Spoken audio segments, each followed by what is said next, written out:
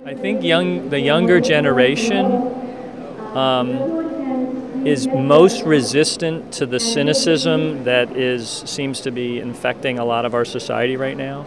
And I think when policymakers can sit with young people who still have high expectations of what we should accomplish here in Washington, it's a good lesson for the policymakers. I can probably spend the rest of the day talking about his accomplishments, but a few things that I would like to point out, that he's extremely interested in education. He's extremely interested in the youth of America in terms of getting that education and coming up with the innovation that they can come up with. And he talks about how we can energize and live in a green world.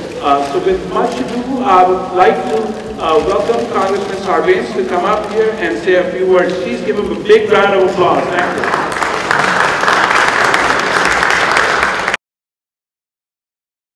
There was a couple things I wanted to talk about.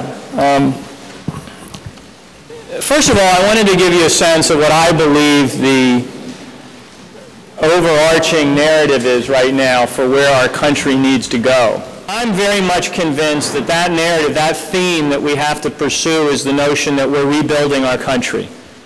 That the United States of America has to engage in a sustained program and effort to rebuild America. The physical infrastructure is obviously a key element of rebuilding the country. But there's other dimensions as well, and they don't maybe get the same attention. We can also think in terms of human infrastructure. Right? So that's investing in the human capital of our country to make sure that that's strong. There's a third piece I like to talk about. You don't hear this phrase very much. I call it civic infrastructure.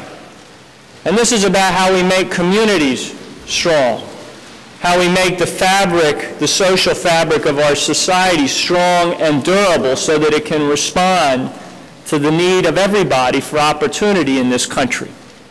There's all these different pressures which could very easily excuse the natural impulse on the part of people to turn inwards instead of reaching out beyond themselves and trying to build a better society.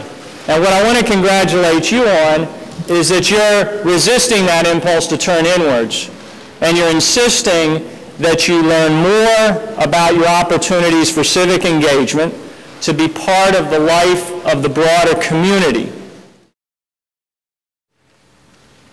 There are three ways that I observe, and I'll close with this, that I observe that strong ethnic communities succeed in the United States and contribute in the United States. The first is to find a way to reach for excellence, and you're doing that.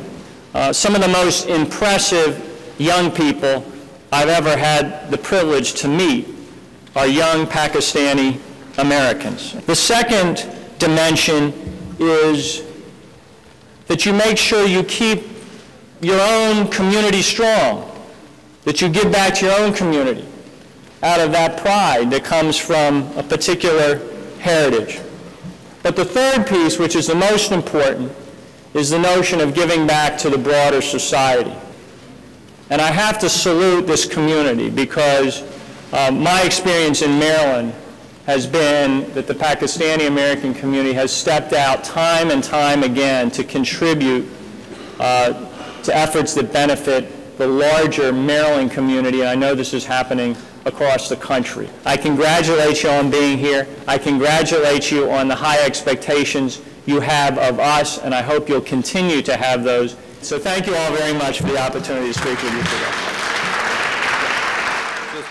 I think this is a very important effort. I think it's essential that the youth of our country, in this case Pakistani American youth, see their government in action and recognize how important it is to participate in the decisions of the country. I am given the task of introducing Chris Van Hollen. Now, people from Maryland, he doesn't need an introduction to all of us. John just told everyone that he's on the super committee, which is really making the decisions for the nation. And apart from that, he was elected into office in 2001, and since then, up till now, he was working diligently in Congressional District 8 of Maryland, which is incidentally our district also. And a lot of people over here that I see are from those districts. All the kids majority of them are from that district also. A very special connection of Pakistan that we should be very proud of is that he was born in Karachi, Pakistan. So see, he's a Pakistani, basically. I present to you our Congressman, Congressman Farah.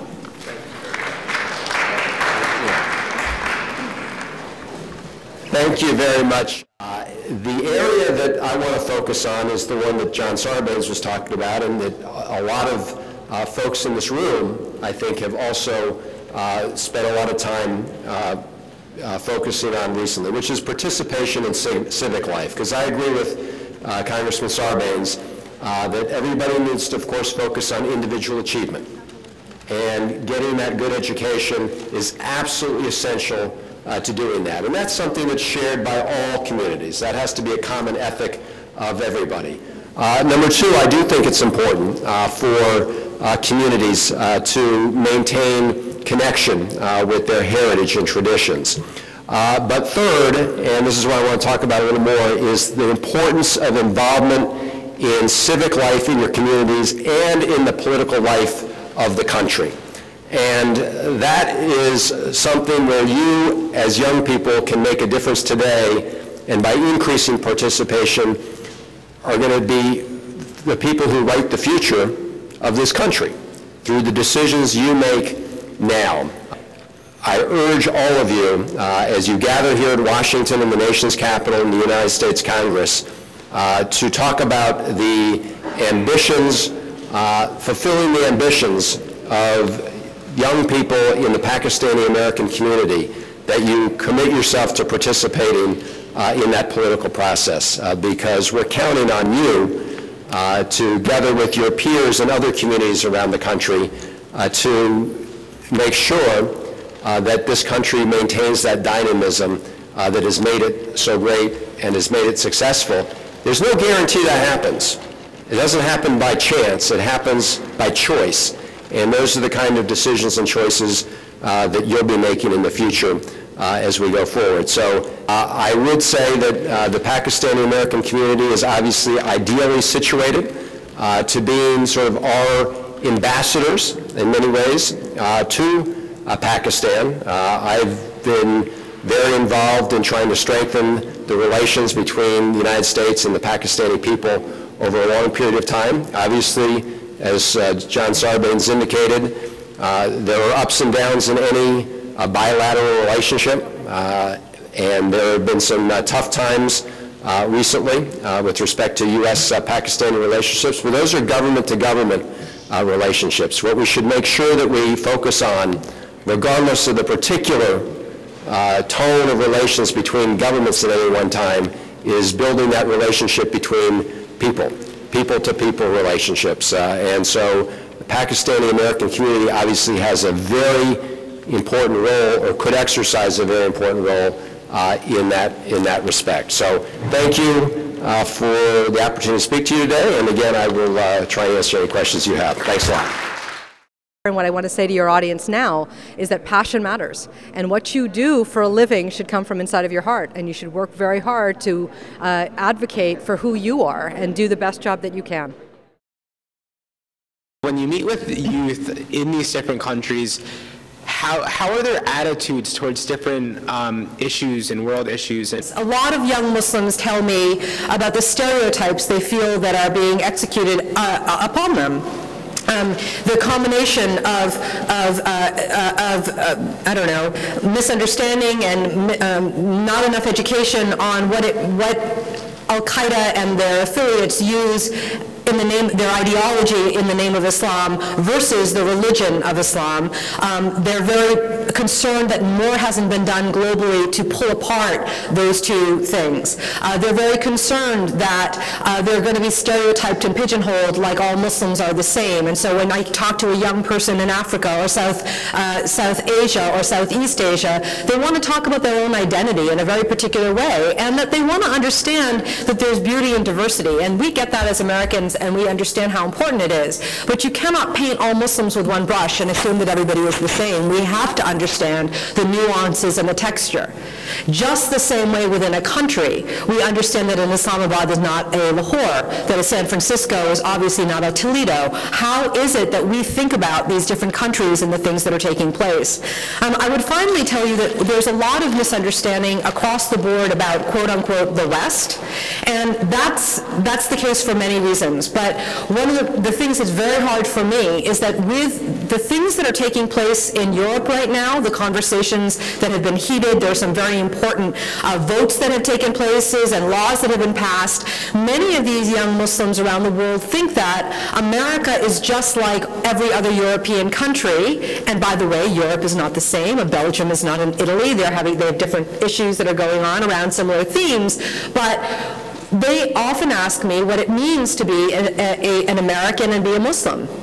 Are you allowed to practice your faith freely?